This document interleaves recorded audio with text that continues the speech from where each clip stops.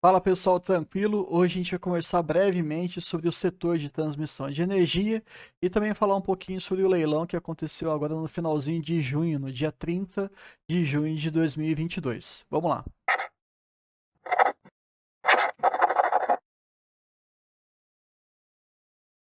Bom, só para resumir aqui brevemente como é que está separado, né, segmentado o nosso setor de transmissão de energia, nós temos três grandes grupos: a geração, a transmissão e a distribuição.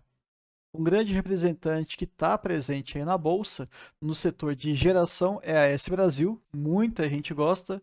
Eu, particularmente, não gosto muito desse segmento, principalmente em relação à sua exposição à crise hídrica e outras variáveis aí ambientais que talvez não façam ser tão interessante. Mas quem acredita no projeto, quem conhece a S Brasil, sabe que ela está diversificando e diminuindo a dependência em relação a essa fonte de água, né? Tem o setor de transmissão que eu gosto bastante, bem representado pela Taesa, que é uma máquina de pagar dinheiro, de fazer dinheiro, enfim, uma gestão maravilhosa. E nós temos também empresas que agem, que atuam nos três espaços, tanto na geração, na transmissão, quanto na distribuição propriamente dita, que é quando chega ali próximo do seu consumidor final, como o caso da CEMIG. Outro ponto interessante aqui é ver como que a nossa malha de transmissão de energia elétrica no país está melhorando e está evoluindo rápido. Aqui um mapa que está descrito e liberado para a gente no site da Eletrobras. Na década de 90, olha como nós tínhamos poucas linhas de transmissão. E agora, como um projeto, né, participando aí de grandes leilões, como ocorreu aqui agora em junho, nós temos essa projeção para 2027. Na linha que está contínua, mais escura, é a linha que já existe, e os pontilhados são projetos. A gente percebe uma expansão bem clara, bem evidente. E como é que isso acontece? Né? Como que foi feito esse processo e como é que é feito esse planejamento? Através dos leilões de transmissão. Basicamente, separa-se ali, baseado em algumas análises técnicas, econômicas e socioambientais, alguns grupos, alguns locais interessantes para que sejam feitas algumas construções, algumas disponibilidades de linhas, como foi feito aí para 2022. São estudos longos, eu dei uma olhada nos arquivos em PDF, chegam a ter 700 páginas. É um conteúdo extremamente denso, não cabe aqui para a gente enquanto investidor, mas é bom saber que é um trabalho muito bem feito. E pegando como exemplo aqui o primeiro leilão de 2022, geralmente são feitos dois, tá? No meio do ano e no final do ano. No meio do ano nós tivemos aí algo avaliado na casa de 15 bilhões. Desde 2019, se eu não me engano, esse é o maior leilão feito aqui no nosso país. Mais de 5 mil quilômetros de linhas de transmissão e foi dividido, segmentado ali no total de 13 lotes. Num primeiro momento, a gente pensa, poxa, 15 bilhões, 13 lotes, cada lote aí, cada investimento deveria aí ter aproximadamente 1 bilhão. Só que não funciona bem assim. Os projetos, eles têm tamanhos completamente diferentes. Aqui eu fiz um pequeno gráfico para vocês entenderem. Os lotes 1, 2 e 3, eles correspondem a quase 80% de toda a previsão de investimento para esse leilão. Então, eles são bem diferentes mesmo. Lógico, claro, que esses três lotes eles foram os mais cobiçados, tanto pelas empresas que já têm uma atuação nesse segmento, como alguns consórcios, que são alguns acordos entre essas empresas para que você consiga ter uma sinergia, para que não tenha tanta competição, e vocês vão entender o porquê que essa competição, a diminuição dela seria interessante em alguns contextos. Para quem pôde acompanhar, foi transmitido online no canal do YouTube da ANEEL e também no Twitter. Eles foram liberando cada um dos resultados dos lotes de acordo com o que o leilão avançava, mas por uma questão ali de ano eleitoral, as mídias sociais como o Twitter, elas foram suspensas, mas não tem problema. Eu vou explicar brevemente como é que funciona esse leilão às avessas. O governo estipulou ali uma renda anual permitida prevista de 530 milhões, ou seja, a empresa que fizesse toda essa criação dessa infraestrutura e garantisse a disponibilidade dessas linhas do lote 3, que ficou ali entre o estado de Minas Gerais e o Espírito Santo, receberia, Claro que corrigido por indicador de inflação, que no caso foi o IPCA, algo próximo de 540 milhões de reais. Esse é o projeto, essa era a previsão. Então, uma vez anunciada essa proposta, os interessados vão apresentando cada um deles de uma maneira escrita quais são os valores que eles aceitam receber por esse lote. Mas como assim, Bruno? Por exemplo, o governo falou que pagaria algo próximo por ano a 540. Chega uma empresa e fala assim: olha, eu aceito receber 520. A outra fala assim: eu aceito receber por ano 500. Então, quem oferece o menor lance acaba levando o lote. Entendeu? É o contrário. Geralmente, em leilões comuns, quem dá o maior lance é que leva o lote, é que leva aquele prêmio, né, que está sendo disputado. No caso aqui, que seria a concessão, que é feita aí por 30 anos, é um contrato muito longo. Quem recebe ou quem aceita receber menos é que vai levando vantagem.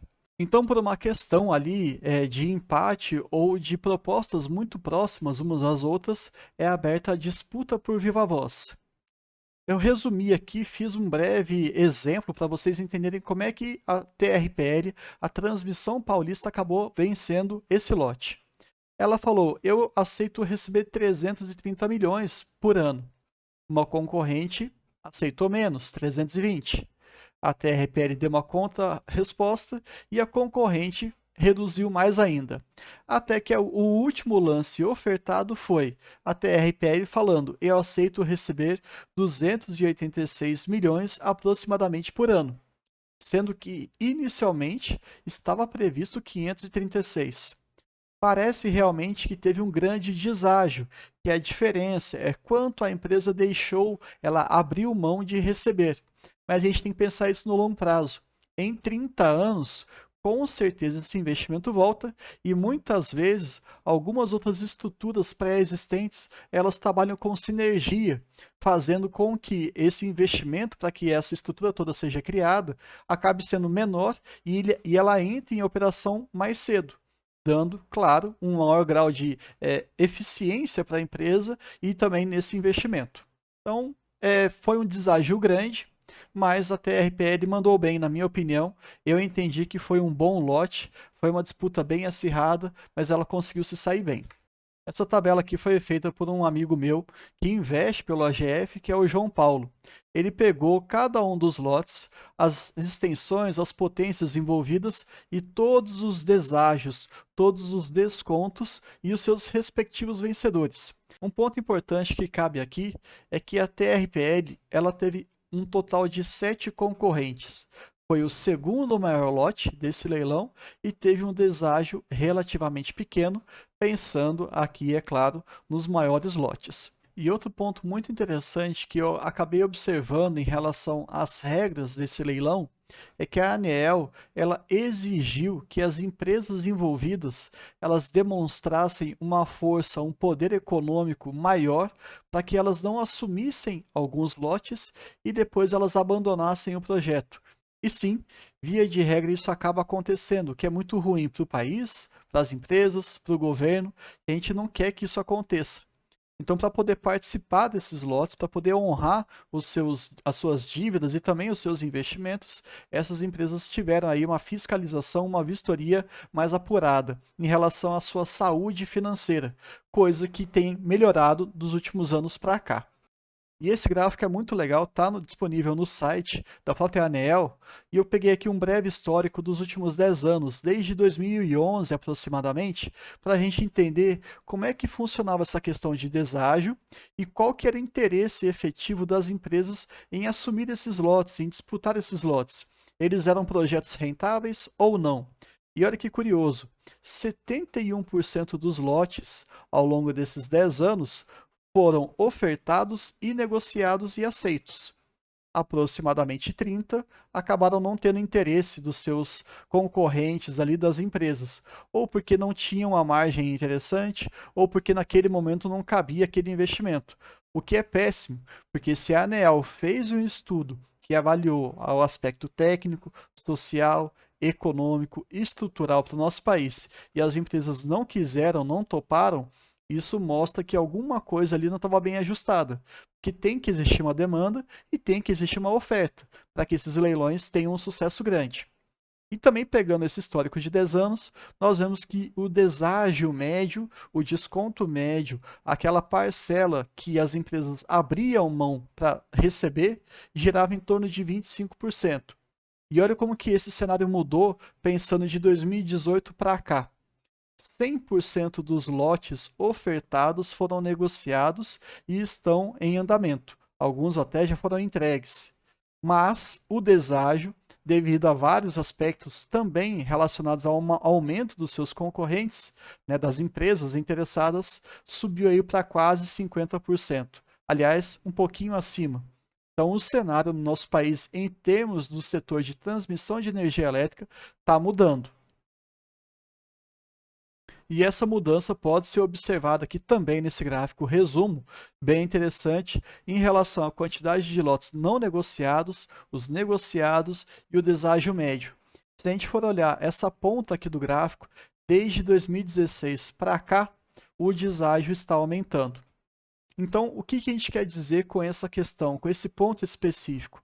Está sendo demandado cada vez mais uma gestão mais eficiente e mais inteligente para que as empresas assumam esses compromissos e consigam extrair o máximo de lucro, é claro, oferecendo sempre a disponibilidade das redes, que é daí que vem o boa parte do seu retorno financeiro. A renda anual permitida, ela é em função da disponibilidade da linha.